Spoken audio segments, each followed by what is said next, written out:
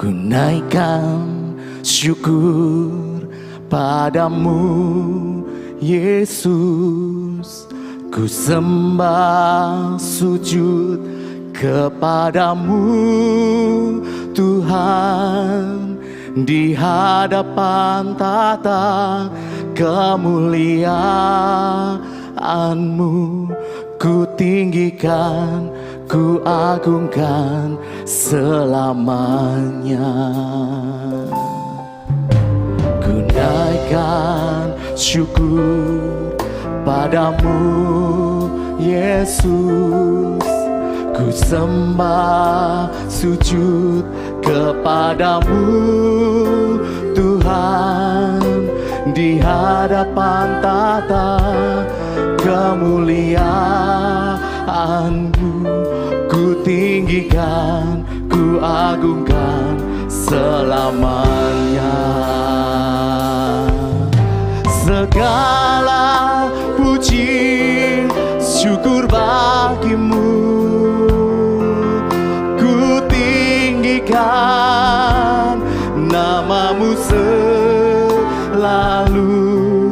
Kemuliaan hanya bagimu, terpujilah namamu. Segala puji syukur bagimu, ku tinggikan namamu selalu. Kemuliaan hanya bagimu, terpujilah namamu. Mari bawa pujian kita di hadapan Tuhan. Katakan, naikkan syukur padamu. Dengan hati yang bersyukur di hadapan Tuhan. Ku sembah sujud kepadamu di hadapan kemuliaan-Mu ku tinggikan, ku agungkan. Ku naikkan syukur, ku naikkan syukur padamu. Katakan, ku sembah bersujud di hadapan-Mu. Di hadapan tata kemuliaan-Mu ku tinggikan, ku agungkan. Katakan, segala puji syukur, segala puji syukur bagimu, ku tinggikan namamu selalu. Kemuliaan hanya bagimu Tuhan. Dengan segenap hati lebih lagi katakan, segala kami naikkan syukur kami Tuhan, kami naikkan pujian kami Tuhan. Namamu, oh Yesus. Segala kemuliaan hanya bagimu Tuhan. Terpujilah nama segala puji syukur bagimu, ku tinggikan namamu selalu. Kemuliaan hanya bagimu, terpujilah namamu. Dengan senap hati di hadapan Tuhan, katakan, segala puji, oh Yesus. Kami tinggikan namamu Tuhan.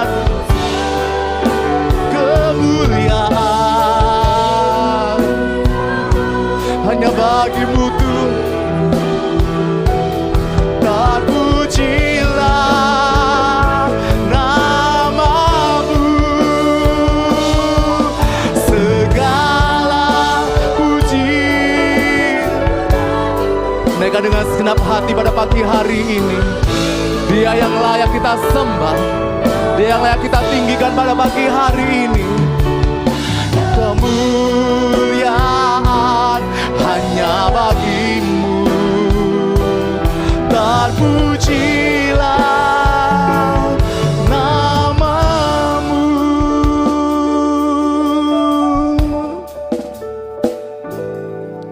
Segala puji syukur bagimu, ku tinggikan namamu selalu.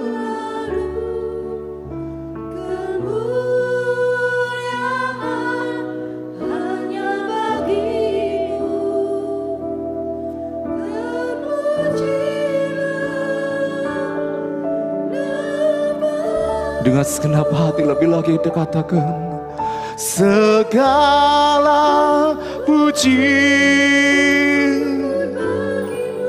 Ini pujian kami pada pagi hari ini Tuhan. Ini sembah kami di hadapan-Mu Tuhan. Kami bawa di hadapan Tuhan. Kemuliaan hanya bagimu.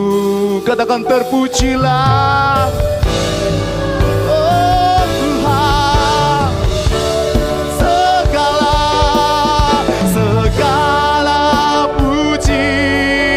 Syukur bagimu,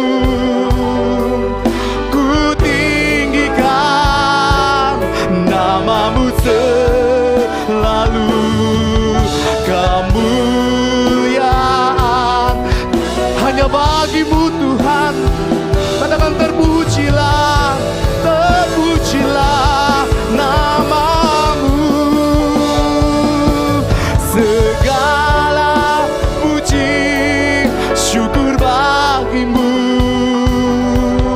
ku tinggikan namamu selalu.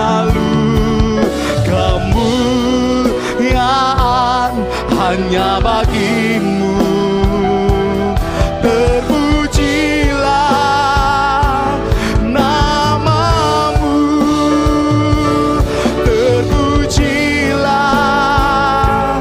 namamu. Katakan terpujilah, terpujilah namamu.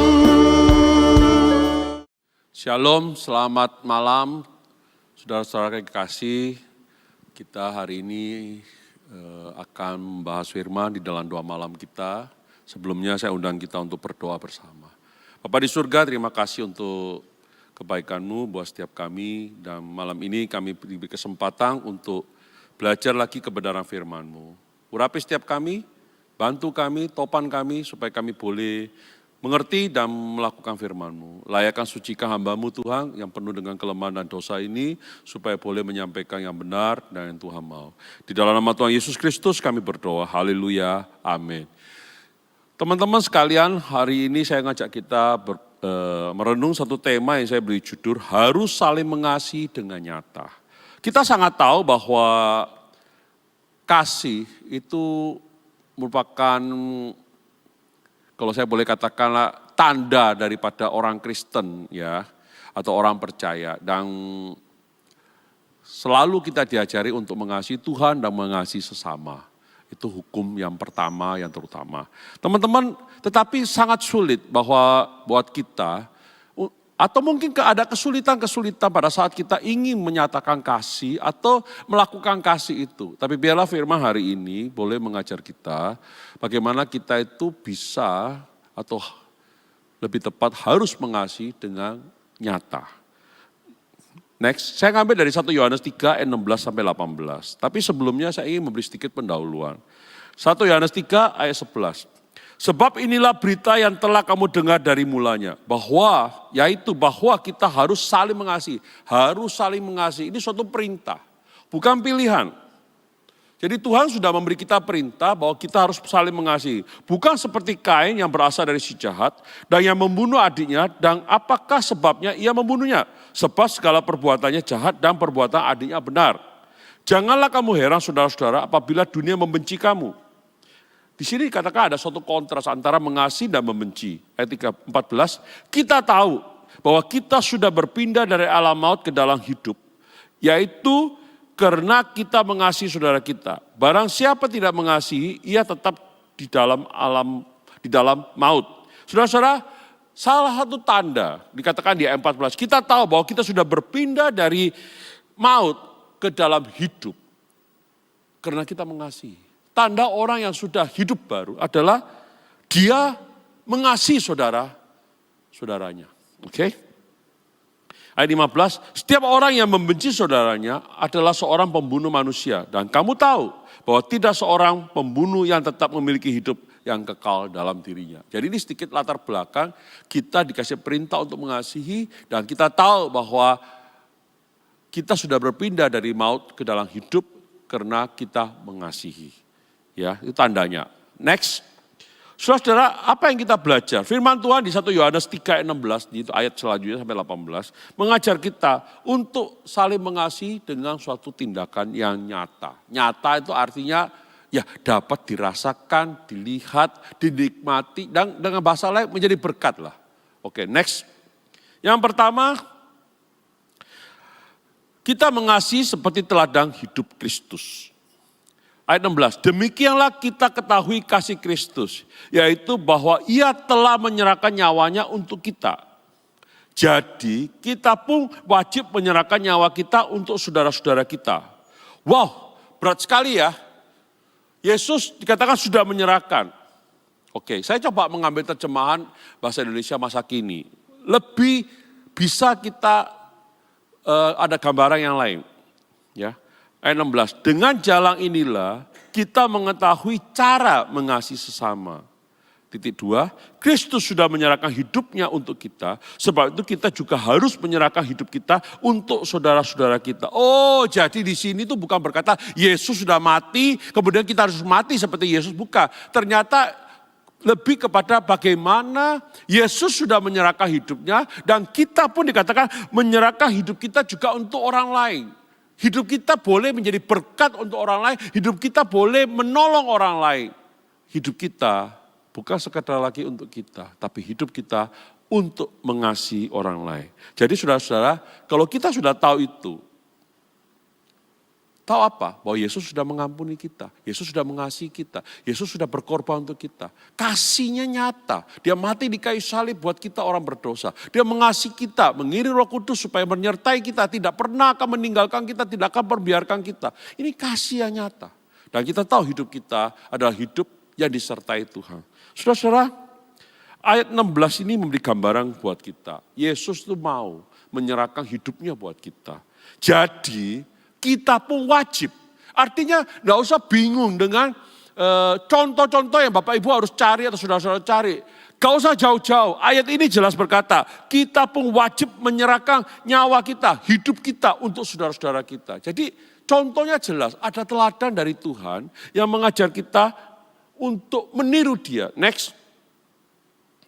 Kalau kita sudah tahu, apakah hanya sekedar tahu? Apakah kita sekedar ya itulah Tuhan kita. Apakah kita nggak ada keinginan untuk melakukannya? Padahal ini jelas perintahnya. Kita pun wajib jadi. Jadi itu suatu kesimpulan ya, suatu hasil ya. Jadi kita pun wajib. Jadi Bapak Ibu kalau kita sudah tahu bahwa kasih Kristus. Pertanyaan sebelumnya lagi kita mikir. Bapak Ibu merasa nggak Tuhan Yesus mengasihi kita? Kalau Bapak Ibu merasa, Bapak Ibu tahu, yakin. Maka kalimat berikutnya jadi kita wajib. Jadi sekedar bukan, iya saya bersyukur Tuhan sudah mengasihi saya. So what gitu loh. Tuhan sudah berkorban buat saya, terus mau apa? Tuhan sudah memberi saya berkat, terus mau apa? Ayat ini tidak bicara sampai segitu saja. Tapi ayat ini mengajar kita untuk meniru teladan Tuhan. Jadi kita pun wajib menyerahkan hidup kita untuk saudara-saudara kita. Next. Saudara-saudara, inilah yang kita belajar dari pertama. Kalau engkau dan saya ingin mengasihi dengan nyata, gak usah bingung, gak usah jauh-jauh. Belajar dari kasih Kristus, dari teladan Kristus. Dan ayat ini memperjelas, sangat jelas. Kita pun wajib niru Yesus. Engkau dan saya yang penting, ketahui enggak? Sadar enggak? Menikmati enggak? Kalau engkau dan saya menikmati kasih Kristus, maka kita akan bukan sekedar tahu, tapi kita pun ingin menikmati, berbagi apa yang Tuhan sudah memberi buat kita, yaitu kasihnya juga kepada orang lain. Itu renungan kita yang pertama. Teladan mengasihi Yesus Kristus untuk kita teladani. Mengasihi seperti Yesus mengasihi kita. Teladan hidup dari Yesus. Next. Yang kedua di ayat 17. Barang siapa mempunyai harta duniawi dan melihat saudaranya menderita kekurangan, tetapi menutup pintu hatinya terhadap saudaranya itu, bagaimanakah kasih Allah dapat tetap di dalam dirinya? Kasih Allah dapat tetap dalam dirinya. Yang kedua, poinnya adalah memancarkan kasih Allah dari hati kita. Memancarkan kasih Allah dari hati kita. Pertanyaan pertama, coba kita lihat. Barang siapa mempunyai harta? Kata mempunyai harta ini, seringkali orang berkata gini, Pak saya ini bukan orang kaya Pak, saya ini terbatas, saya ini miskin. Ini tidak memberi gambaran bahwa Bapak Ibu dan saya boleh mengasihi atau bisa mengasihi kalau engkau punya harta banyak. Tapi ini sekedar berkata mempunyai harta duniawi. Harta duniawi itu saya rasa setiap orang punya kok. Enggak ada orang di dunia itu enggak punya harta duniawi. Sejelek-jeleknya Bapak Ibu punya nasi, punya beras, punya baju. Walaupun mungkin terbatas, walaupun sederhana. Kecuali betul-betul tidak mampu, dalam arti baju aja nggak punya, buat makan nggak punya. Saya mungkin seumur hidup saya belum sampai ketemu orang yang nggak punya apa-apa. Tapi punya sedikit itu banyak. Nah, tapi ayat ini mengajar kita, bukan bicara harus kaya menurut saya. Tapi bagaimana Bapak Ibu itu punya sesuatu yang Tuhan berikan buat engkau. Saya punya banyak teman yang hidupnya sangat terbatas. Ya, mereka pekerjaannya mereka itu nelayan, ya. Ada beberapa nelayan murni dalam arti pekerja utama mereka cuma nelayan. Tapi ada beberapa memang mereka itu sebenarnya punya villa, punya pekerjaan lain, pemusik. Nelayan itu hanya sekedar pekerjaan sambilan. Oke, saya nggak bahas itu. Tapi saya melihat pekerjaan teman saya ada satu yang murni nelayan. Dia walaupun terbatas, seringkali dia itu melaut dengan kondisi yang terbatas. Beli bensin, beli apa itu juga ratusan ribu. Tetapi dia dapat ikan kadang-kadang kurang daripada nutup ongkos. Tetapi dia kalau dapat ikan banyak, dia itu memberi harga yang sangat khusus kepada orang-orang di sekitar. Misalnya kepada orang yang beli itu 50.000. Kepada orang-orang sekitar sana yang tidak mampu, kadang-kadang dia kasih saja. Misalnya contoh, tukang sapu. Orang pemungut sampah, dia kasih. Walaupun mungkin gak sekilo, tapi mungkin cuma 2 ekor. Tapi kan buat makan lebih dari cukup. Saudara, teman saya bukan orang yang berlebihan. Maaf kata saya ngomong. Dia itu sangat rendah hati. Saya punya celana bekas. Tapi saya minta izin dulu. Saya bilang, mau enggak saya punya celana bekas, masih layak pakai. Saya cuma merasa sudah enggak nyaman pakai, karena waktu itu badan saya terlalu besar. Jadi tambah lama tambah sesek. Ya, saya bilang, kamu mau enggak? Oh sangat mau, dia senang sekali. Baru ini kami pergi melayat ke seorang teman meninggal. Dia dengan bangga berkata, panggil saya, Pak ini celana dari Bapak ini, masih enak dipakai. Saudara, saya enggak bilang saya harus memberi dia celana baru. Tapi saya punya barang bekas yang masih layak. Teman saya ini adalah bukan orang yang berlebihan. Dia nggak punya, setahu saya nggak punya mobil. Tapi dia mau berbagi. Dia punya harta. Tapi dia mau berbagi. Nah, ayat ini di awal tidak menjelaskan bahwa kita harus jadi orang kaya. Tapi engkau dan saya pasti punya sesuatu. Yang begitu kita melihat. Dan melihat saudaranya menderita kekurangan. Melihat saudaranya next ya, melihat saudaranya menderita kekurangan. Apa yang dimaksud melihat saudaranya menderita kekurangan? Bisa dibantu next. Melihat itu artinya bukan sekedar mendengar. Melihat artinya engkau dan saya tahu benar keadaan saudara kita, menurut saya. Jadi ayat ini juga mengajar kita untuk bijak, untuk mengasihi dengan nyata dalam arti memberi bantuan atau memberi sesuatu. Karena bisa terjadi karena ada orang yang sengaja menggunakan kesempatan untuk menipu kita. Atau tanpa sadar kita ini sedang memanjakan dia atau sedang merusak karakter dia karena memberi dia. Ayat ini mengajar kita Pak, melihat saudaranya menderita kekurangan. Jadi melihat suatu kenyataan secara langsung. Atau mungkin Bapak Ibu nggak bisa lihat, tapi dalam konteks ini kalau saya boleh berkata, engkau dan saya diajari untuk ngecek. Reconfirm kalau perlu, betul nggak dia itu butuh. Saudara-saudara, dengan seperti itu kita sebenarnya tanpa sadar. Kita memperhatikan orang itu. Memperhatikan kan juga sebenarnya bicara mengasihi, tindakan mengasihi secara nyata. Oke, jadi yang ketiga, next, dari poin 2 ini kita melihat, dikatakan, tetapi menutup pintu hatinya terhadap saudaranya itu. Bagaimanakah kasih Allah dapat tetap di dalam dirinya? Perhatikan baik-baik kalimatnya. Kasih Allah dapat tetap di dalam dirinya. Berarti sebenarnya pada saat kita mengetahui Allah mengasihi kita, pada saat kita percaya sama Allah, hati kita sudah punya kasih. Oke, gampangnya begini. Jangankan orang Kristen atau orang percaya. Orang non-Kristen pun kalau melihat orang lain menderita, pasti membantu. Itu logika orang yang punya kasih. Apalagi engkau dan saya adalah anak-anak Tuhan. Dan coba perhatikan kalimat. Tetapi menutup pintu hatinya terhadap saudaranya itu. Bapak Ibu bayangkan aja. Hatimu dan hatiku itu ada kasih. Dikatakan dalam hatimu tetap ada kasih. Kamu tutup.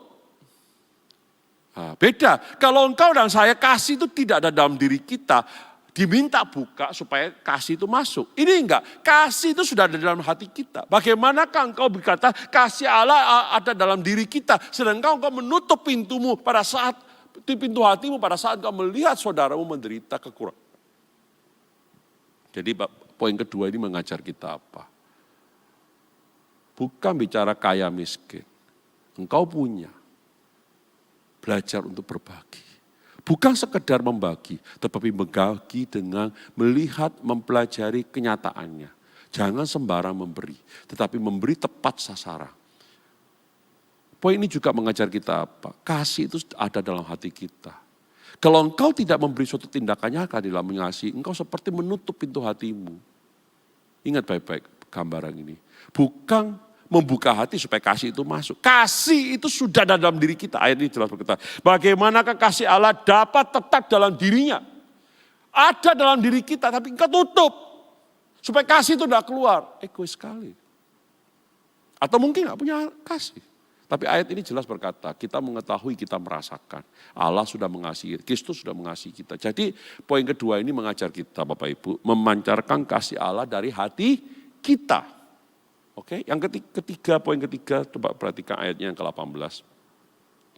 Next, mengasihi dengan perbuatan dan dalam kebenaran. Ayat 18, anak-anakku, marilah kita mengasihi bukan dengan perkataan atau lidah, tetapi dengan perbuatan dan dalam kebenaran. Kata marilah jadi kalau kita melihat ini merupakan suatu kesimpulan akhir, kalau engkau ngerti kasih Kristus, engkau sudah merasakan, engkau diminta melakukan ini, sudah sampai gitu aja, oh enggak. Diminta kita praktekkan. Marilah kita mengasihi bukan dengan perkataan. Saya tidak berkata bahwa bahasa kasih, saya mengasihi kamu, saya prihatin dengan kamu itu salah. Tapi itu kurang cukup. Kalau engkau dan saya mampu memberi lebih daripada itu. Catat baik-baik. Setuju enggak Bapak Ibu? Bukan sekedar, kata-kata itu bisa contoh, ada orang sedang mengalami kesusahan. Kita mungkin memberi dia perhatian dengan kata-kata itu menghibur. Betul, itu juga mengasihi. Tetapi dalam konteks ini, orang itu kekurangan. Artinya ada kebutuhan secara fisik mungkin dalam hal ini. Dia perlu dibantu. Konteksnya ke sana. Tetapi dengan perbuatan dan dalam kebenaran. Next. Jadi mengasihi itu ditunjukkan dengan suatu perbuatan yang nyata. Ada tindakan, ada sesuatu yang bisa dirasakan, dinikmati, dilihat, dan tanda kutip, bisa memberkati orang. Tapi seringkali, kembali lagi saya katakan, pada saat kita mengasihi, menolong orang, kita itu dibohongi. Atau mungkin bukan dibohongi, tidak tepat sasaran. Pak Effendi pernah saya dibohongi. Pernah saya memberi malah tanda kutip, membuat orang itu sepertinya jadi manja, bergantung kepada saya. Terus bagaimana Pak? ayat berikutnya kita lihat kalimat juga. Dengan perbuatan dan dalam kebenaran. Kata dalam kebenaran ini ada, coba next. Mengasihi dalam koridor kebenaran Alkitab. Jadi misalnya aja kita menolong orang itu, kita harus cek dulu benar enggak Alkitab itu mengizinkan, menganjurkan kita untuk menolong dia. Kadang-kadang itu suatu tindakan yang untuk mendidik dia. Tapi kadang-kadang itu memang dia perlu ditolong. Inilah kita butuh. Misalnya kita ngomong sekarang, saya dalam pengalaman saya sebagai orang percaya, kadang-kadang kita tuh tidak bisa ngecek. Tapi kita dalam posisi kita, Tuhan, orang ini datang kepada kita dan berkata dia butuhkan biaya untuk rumah sakit. Saya pernah dibohongi seorang ibu. Pada saat selesai ibadah dia datang kepada saya. Dia bilang, Pak minta tolong Pak. Boleh enggak saya minta dibantu uang 300 berapa gitu waktu itu. Zaman tahun 2000 berapa itu. 2004 ya 2003. Mau nebus obat. Saya lupa nilainya berapa. Mungkin 100 atau 200 ribu saya enggak lupa lah. Saya ngomong sama istri saya, tolong dibantu. Dan istri saya bantu. Begitu istri saya bantu, dari jauh tuh pendeta saya itu langsung datang. Pak Effendi, ibu. Loh kenapa Pak saya bilang? Tadi ibu itu kenapa? Oh ibu itu tadi, ya kita kan juga mikir kan, ngomong nanti dipikirnya melanggar firman, tangan satu memberi, tangan lain nggak boleh tahu. Ini kok kayak pamer gitu. Saya hati-hati sekali ngomongnya. Ya ibu itu minta bantuan. Minta bantuan apa Pak? Kayaknya pendeta udah tahu. Iya dia minta bantuan nebus obat. Aduh Pak Effendi, orang ini bohongi banyak orang di gereja. Bahkan saya pernah dibohongi, pendeta si satu juga pernah dibohongi. Dia itu bergiliran untuk datangi rumah pendeta. Sehingga warta gereja di gereja kami dulu itu nggak ada alamatnya rumah pendeta. Gara-gara ibu itu dihapus jadinya. Supaya nggak marani lagi. Supaya penipuan-penipuan modus seperti itu tidak dihubungi lagi. Semua nomor HP pendeta-pendeta tidak ada lagi di warta. Kecuali HP dinas di gereja. Bisa tidak kena tipu? Bisa. Tetapi kalau posisi emergency, saya lebih baik. Saya dibohongi daripada saya nggak nolong. Misalnya, Pak saya minta tolong Pak ini. Betul harus dicek, banyak penipuan. Tetapi kembali lagi. Dalam kebenaran itu mengajar kita. Seperti tadi dicek, lihat kemampuan kita. Pak, boleh gak kita ini ngutang kemudian untuk bantu orang? Kalau saya sih bukan berkata boleh, tidak boleh. Apakah orang itu perlu? Apakah kita utang itu diperbolehkan? Silakan dipikir baik-baik. Tetapi satu hal yang saya ingatkan kita, biarlah kita menolong orang, mengasihi orang dengan suatu tindakan yang nyata, tapi dengan koridor. Ngerti firman Tuhan, posisinya betul-betul menolong, suatu tindakan mengasihi, dan itu akan menjadi berkat buat orang itu. Bukan semakin membuat orang itu jadi manja atau bergantung kepada kita, merasa bahwa kita adalah seperti Tuhan. Dan orang itu akhirnya apa? Mengandalkan kita. Oh itu enggak boleh. Ya Bapak Ibu, sepertinya tindakan kita itu bagus, tapi sebenarnya kita sedang merusak seseorang. Oke, next. Jadi Bapak Ibu, malam ini kita belajar bahwa kita belajar untuk mengasihi dengan tindakan nyata. Yang saya ngambil dari 1 Yohanes 3 ayat 16 sampai 18. Yaitu dengan tindakan apa? Mengasihi seperti teladan hidupnya Kristus. Gak usah jauh-jauh cari orang lain. Belajar dari cara Kristus mengasihi. Yang kedua, kasih itu sudah ada dalam hati kita. Kita diminta melakukan. Jangan menutup pintu hatimu, tetapi jangan juga dibodohi. Yang ketiga, mengasihi dengan perbuatan dan dalam kebenaran. Kita mengasihi bukan sekedar ngomong, tapi dengan suatu tindakan yang nyata dan hati-hati. Jangan melanggar firman Tuhan. Cek dan recheck, apa benar. Apa yang kita lakukan itu menolong atau malah justru membuat orang itu bergantung kepada kita, membuat orang itu mengandalkan kita, bukan lagi mengandalkan Tuhan. Dan lain-lain. Biarlah renungan pada malam hari ini boleh membuat kita semakin mengasihi orang lain dengan tindakan nyata. Tuhan Yesus memberkati. Mari kita berdoa. Tuhan terima kasih untuk firman-Mu. Kami bersyukur punya kesempatan belajar firman-Mu. Bagaimana kami mengasihi dengan nyata. Kami semua mau belajar dan kami mohon Roh Kudus menjamah setiap kami. Di dalam nama Tuhan Yesus kami berdoa dan bersyukur. Haleluya, amin. God bless you. Sampai ketemu, Tuhan Yesus memberkati. Ku buka hati untuk jamahanmu, berserah penuh di hadiratmu.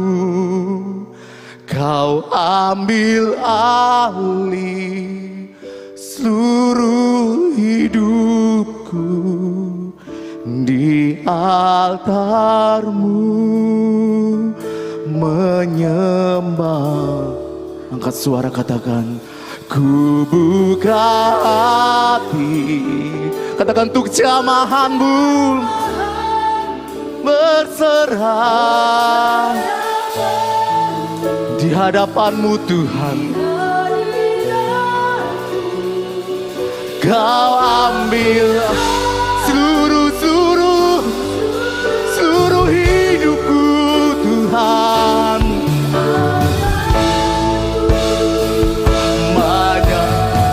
Ku buka hati, sama setiap kami Tuhan. Di hadirat Kau ambil, ini hidup kami di hadapan-Mu Tuhan. Di altar katakan menyembah-Mu,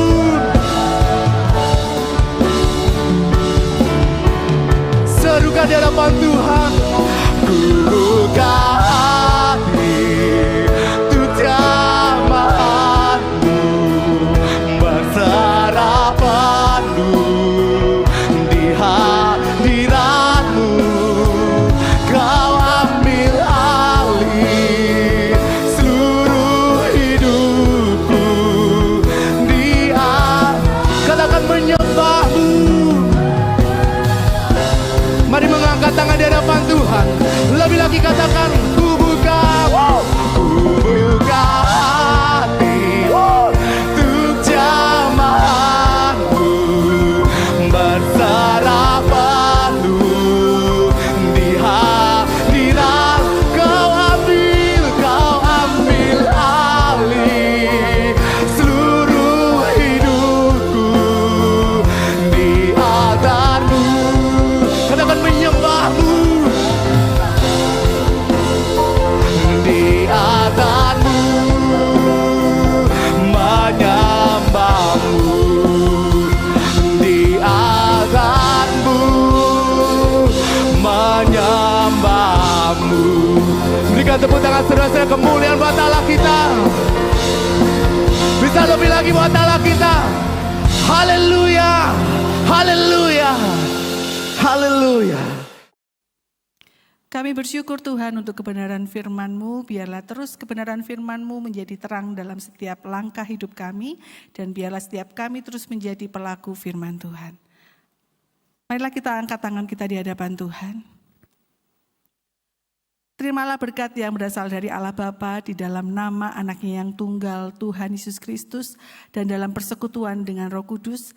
Kiranya berkat ini menyertai saudara kemanapun saudara akan pergi, dan Tuhan akan terus membawa saudara naik dan tidak turun.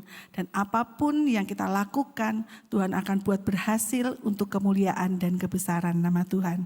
Biarlah sukacita, damai sejahtera, dan kasih Allah senantiasa berlimpah di dalam kehidupan saudara sampai selama-lamanya.